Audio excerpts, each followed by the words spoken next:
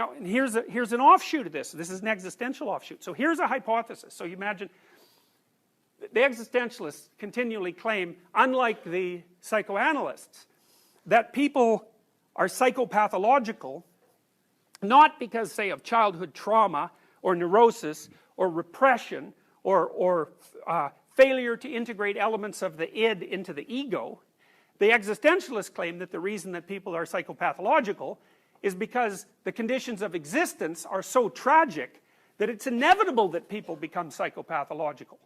Right, and that's, okay, so what's the argument? Well, people are self-conscious, so that's a big problem. So, and because we're self-conscious, we know that we're going to die. We're aware of our temporal limitations.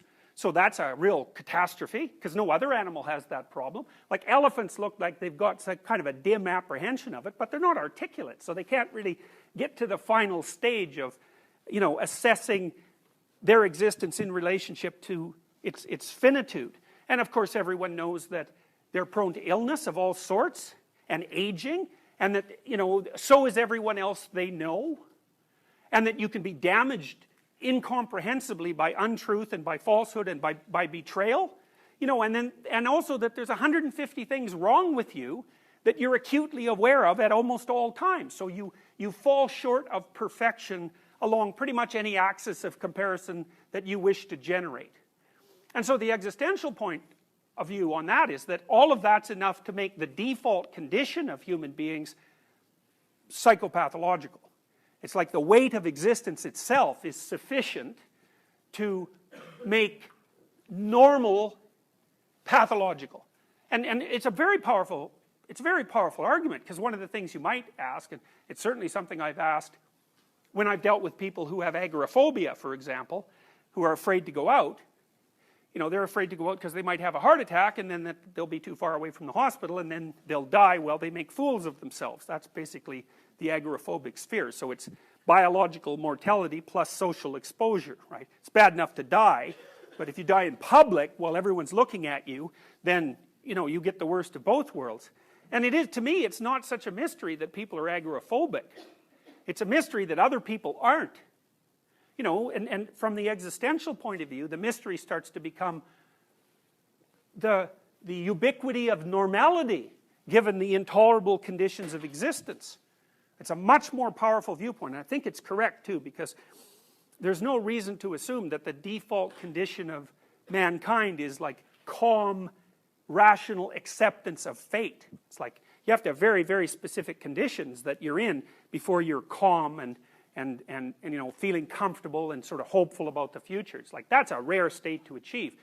We can assume that's normal, at least to some degree in our society, because it's unbelievably technologically sophisticated, and we're not hungry that often, we're not cold that often, or, you know, or even sick that often. But to think of that as the norm, it's like, no, definitely not. It's a miracle that it's ever like that. Now, the other claim the existentialists make, fundamentally, is something like this. Is like, well, if the fundamental conditions of existence are tragic, at minimum, because there's worse, there's evil too, which is different than tragedy. Because evil is sort of like unnecessary tragedy. You know, because there's earthquakes, say, and, you know, who are you going to blame about that? But then there's you going to school, and, you know, there's 4 people who've got it out for you, and all they do is pound you flat every time you enter the building, or make fun of you and, you know, try to torture you to death. That's not tragedy. It's not your accidental subjugation to fate. It's some horror show perpetrated on you by people whose only goal is to make sure that there's more suffering in the world rather than less. So you also have to put up with that. But we'll leave that aside for the time being. You're stuck in your pathology because the conditions of existence are intolerable to a self-conscious being. We'll say that. So then you might ask, well, what could you do about that? Well, here's one potential answer. And that answer is, see what happens if you stop doing things you know to be inadequate and wrong. So the hypothesis is every time you engage in an activity like that, you weaken yourself.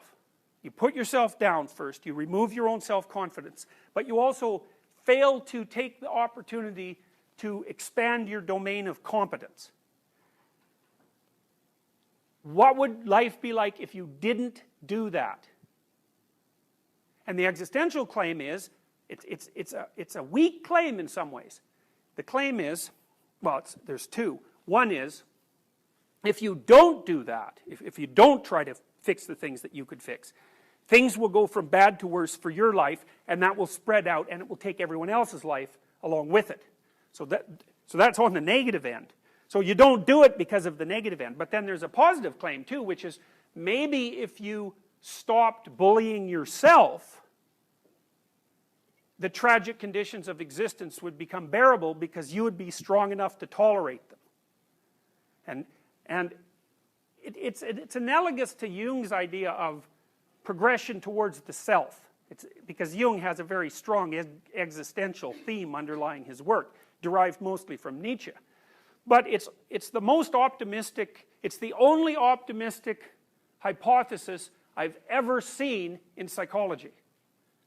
Truly optimistic hypothesis, because there's other hypotheses like the positive illusion hypothesis, which is basically life is so tragic that you have to tell yourself, you know, happy falsehoods just so you don't go insane, and that's what normal people do, which I think is an absolutely appalling philosophy. It's the ultimate in cynicism, that. But still, that, you know, there's a huge literature on the supposed utility of positive illusions. And then there's also the associated sort of terror management hypothesis, which is that the purpose of your belief systems is to protect you from the anxiety of death, which is sort of a variant of the Freudian idea that religion was a childish delusion designed to protect people from terror of their own mortality. It's a very powerful critique of religion, although it's one that I happen to think is wrong. I mean, one of the problems with Freud's formulation is that it fails to deal with, you know, concepts like the underworld and hell. I mean, if you're going to just whip up a belief system to protect yourself against the fear of death, why in the world would you envision something like an eternity of suffering worse than death if you ever step out of line? It's very hard to understand how that's a defense mechanism. Now, a cynic would say, well, the only reason that, say, Christians invented hell, even though they didn't, it's a very old idea, is so that they had somewhere convenient to put people who didn't agree with them. But you have to be unbelievably cynical to assume that that's the only reason. And I don't think there's any historical support for the idea that that's the only reason. Now,